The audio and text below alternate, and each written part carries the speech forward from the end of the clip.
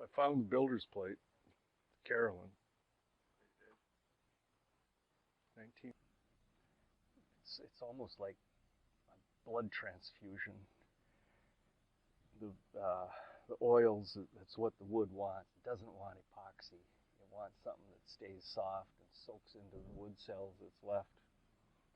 So this is the new shaft log. And there's another 8 inches of keel that goes underneath this. I'm starting to get ready for installing that.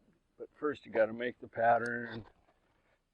These old holes drill up through the shaft log here. I want to use the old holes. So these got to get drilled yet, and then this one here gets drilled into the lower keel. So everything has to go together in a sequence. The bolts for the lower keel have to go in here because the shaft, you can't go through the middle of the shaft log. And then, so that's all got to be pre-drilled. And then the bolts for the shaft log got to go in.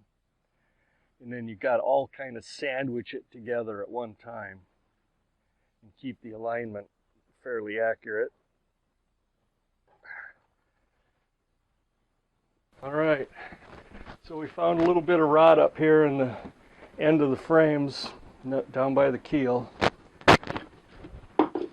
So we're gonna cut out the old frames about here, where it's good wood from here up. And then we'll add a new piece here and just saw the shape into it. And then we put these floor timbers over here. And that'll go using the old hole here. And then we'll probably put frame timbers tying these together in addition to all of these new floor timbers. Really stiffen it up. It'll be really strong. Got to pull these old spikes out, drift pins they call them. They're like 3/8 inch nails, you could call them. And then you can take quite a pounding up here, knowing that this is all solid again, because you can see the wood is pretty gone.